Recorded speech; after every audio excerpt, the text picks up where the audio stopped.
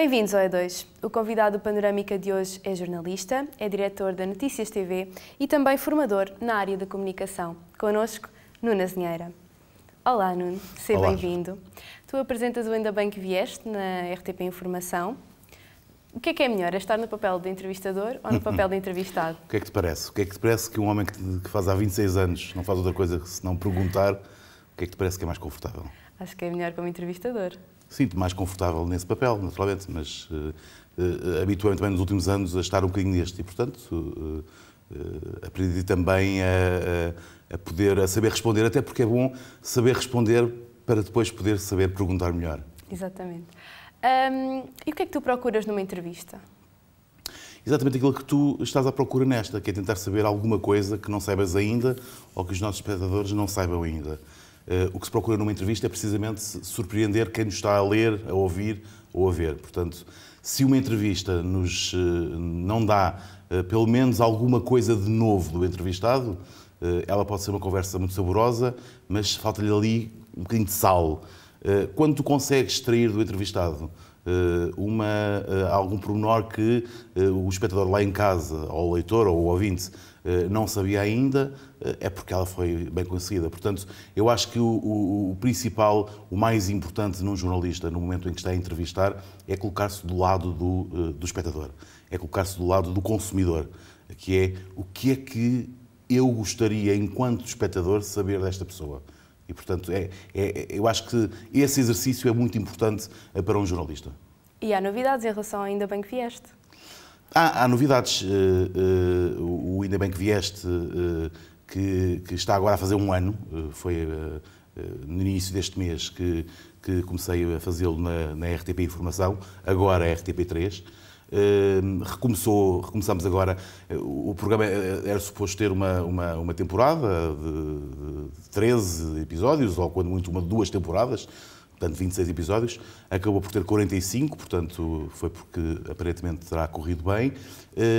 E a atual direção de programas da RTP considerou interessante renovar o Ainda Bem que Vieste agora na RTP1, portanto o programa começou a ser emitido na RTP1, o que naturalmente me faz com que eu mantenha o mesmo espírito, o mesmo interesse e a mesma responsabilidade, sabendo, porém, que estou a trabalhar para um auditório potencialmente maior.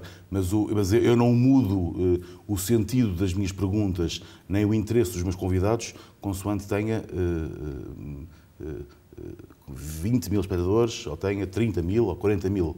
O princípio é sempre o mesmo. Tentar satisfazer, tentar trazer o melhor do entrevistado para quem vê o programa. É sempre procurar satisfazer a curiosidade das outras pessoas. Tu trabalhaste simultaneamente num órgão de comunicação público, a RTP, e num órgão de comunicação privado. Há mais responsabilidade quando se trabalha num órgão de comunicação público? Não, acho que não, porque eu percebo a dimensão da tua pergunta. Há aqui um parênteses que é preciso fazer, que é, eu não trabalho num órgão de comunicação público, eu sou colaborador da RTP neste programa em concreto.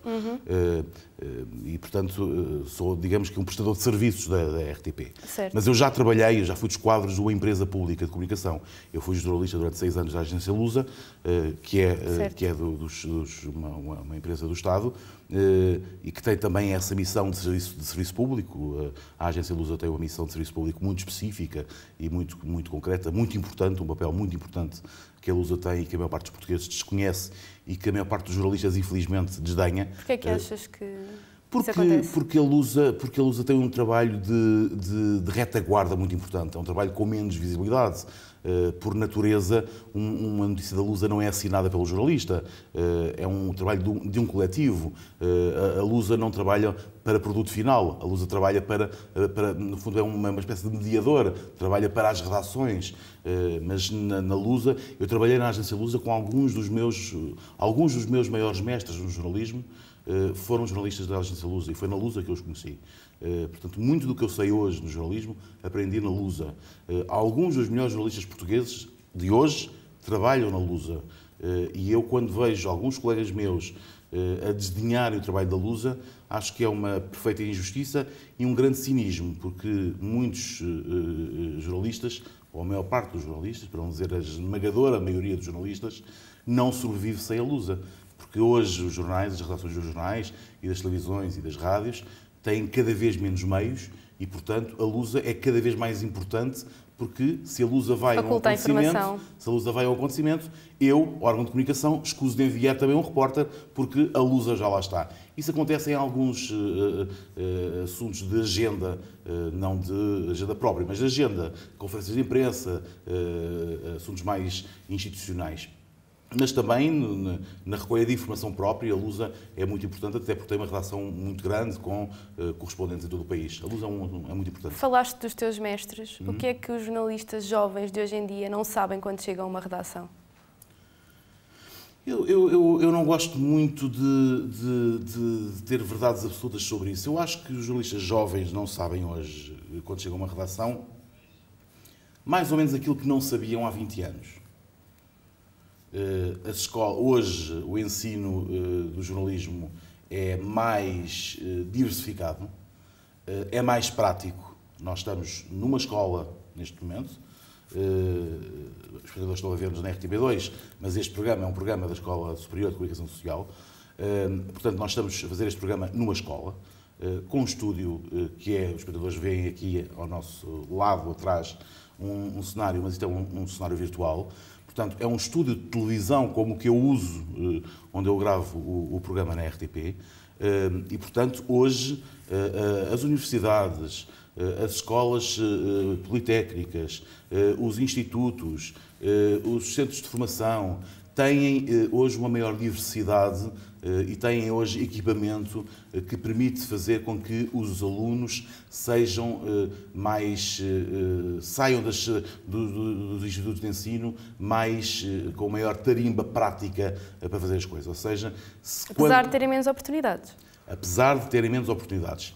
O que eu acho que falha é que muitas vezes os jornalistas, os jovens jornalistas ou os estudantes de jornalismo que saem das faculdades e dos institutos de ensino têm hoje uma menor propensão para a leitura de jornais, são muito pouco atentos à atualidade, o que é também um paradoxo, porque têm muito mais capacidade de acesso à informação, muito maior rapidez no acesso à informação, mas são também muito menos seletivos em relação à informação. E mais dispersos. Muito mais dispersos, porque hoje, desde os jornais papel clássico até ao Facebook, há uma enorme variedade de informação e esse acesso é naturalmente muito mais democrático, mas é também muito mais perigoso, porque a informação hoje não é tão peneirada como antigamente.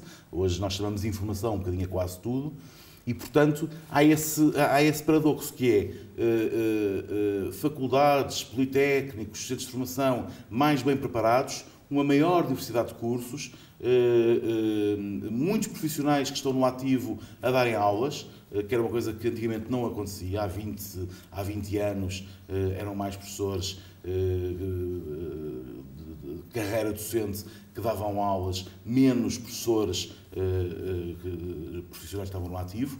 E isso, obviamente, dá uma dimensão prática ao ensino que, naturalmente, faz com que os alunos, quando saem dos seus locais de ensino e chegam às redações, estejam potencialmente mais bem preparados, pelo menos do ponto de vista técnico e tecnológico. Falaste aí da vertente online. A Notícias TV agora está exclusivamente online. Achas que o futuro dos jornais e das revistas passa por estarem exclusivamente na versão digital? Eu quero acreditar que não exclusivamente. Porquê? Porque eu ainda sou... Old school? Eu já estou... Menos. Eu já estou naquela fase em que... Eu tenho 41 anos, eu já estou naquela fase em que digo, antigamente, é uma fase triste, porque é assim uma espécie de limbo. Há 25 anos, quando eu comecei. É uma espécie de limbo. Mas sim, estou a brincar.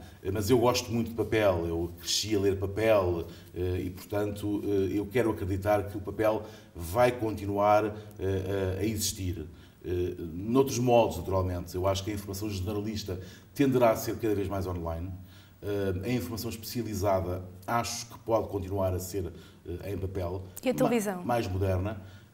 A televisão, como diria Mark Twain, eu acho que as notícias da morte da rádio primeiro, da televisão generalista depois, são manifestamente exageradas. Aliás, o que se vê lá fora é que a televisão generalista, a televisão free-to-air, aquela em que nós estamos, em canal aberto, RTP1, RTP2, SIC e TVI, não vai morrer. O cabo, claro que cresceu, o cabo hoje tem entre 1/4 e 1/3 do consumo de televisão em Portugal, mas nós andamos na televisão free-to-air à volta dos 65%, que é mais ou menos o que acontece lá fora, e eu acho que essa não vai haver nenhuma debacle como as pessoas chegaram, ou alguns teóricos chegaram a sugerir, porque aquela ideia de que só as donas de casa e os velhinhos é que veem televisão generalista, eu acho que é um bocadinho exagerada. Aliás, se nós virmos as audiências, compararmos as audiências televisivas dos últimos anos com o colossal aumento do desemprego, para utilizar um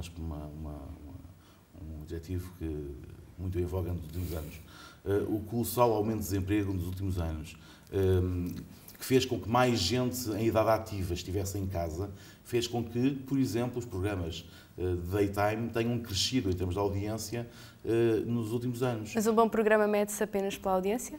Não, não estamos a falar disso. Estamos a falar aqui das audiências. Okay. Só para explicar, para fechar esta explicação em relação àquilo que eu acho que é a possível morte da televisão generalista, muito comentada.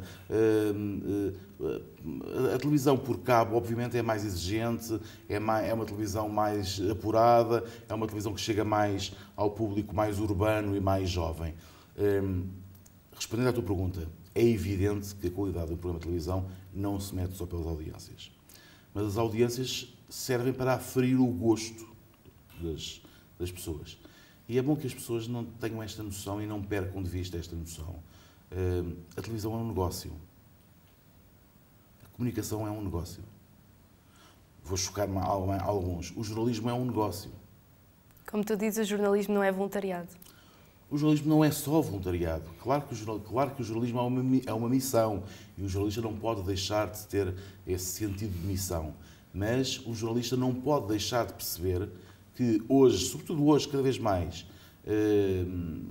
quando vai fazer uma reportagem que envolve custos e que envolve meios, o jornalista não pode deixar de perceber que quanto mais tempo demorar a fazer essa reportagem, mais meios ela consome.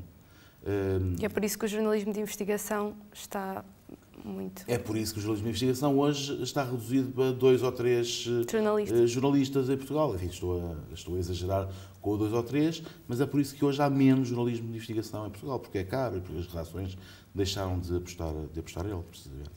Voltando ainda ao Ainda Bem que Vieste, a partir do momento em que começaste a fazer televisão, deixaste de fazer crítica televisiva. Porquê? Porque eu achei que não me foi nada imposto, eu estava na altura ainda no Diário de Notícias, foi uma decisão que eu tomei e que a comuniquei ao André Macedo, diretor do Diário de Notícias, e que ele percebeu, e eu creio que até concordou, porque eu achei que não era correto, já por 2 razões. Primeiro porque eu achei que não era correto, passando eu um bocadinho para o outro lado, ou seja, passando eu a fazer televisão, e sendo pago por isso, naturalmente, eu sou pago pelo programa que faço na RTP, não fazia muito sentido eu continuar a fazer crítica de televisão. Primeiro porque também eu estava sujeito à crítica, naturalmente, e obviamente... Lidas bem com a crítica? Já vou a essa pergunta, não me esqueço. O Nuno Azinheira era crítico, não ia fazer crítica ao Nuno Azinheira apresentador de programa, pronto. Não consegues ter esse distanciamento? Não, consigo, não vou escrever, seria uma coisa um bocadinho absurda o sim. Nuno Azinheira escrever uma crónica sobre o Sobre Nuno si Azinheira. próprio. Exatamente. Mas pessoalmente consegues? Consigo, já te respondo a essa pergunta, é a mesma que fizeste, é uma nova forma de colocar a mesma questão. O que eu achei é que não fazia muito sentido, mesmo para o leitor, era uma coisa que ficava um bocadinho na penumbra, que é, então, mas este tipo faz um programa na RTP, é pago pela RTP e agora está a dizer mal do programa da SIC, ou está a dizer mal do programa da TVI, pois puder, ele é pago pela RTP, Ou no momento em que fizesse um elogio a um programa da RTP. Ah, pois, não, então ele é pago pela RTP, estás a ver o elogio. Ou no momento em que eu criticasse um programa da RTP. Isto podia também criar algum mal-estar. Portanto, eu achei que era a forma mais inteligente e mais honesta era deixar de fazer crítica de televisão. Além disso, eu fiz crítica de televisão durante 12 anos. Nos últimos 6 anos, quase diariamente.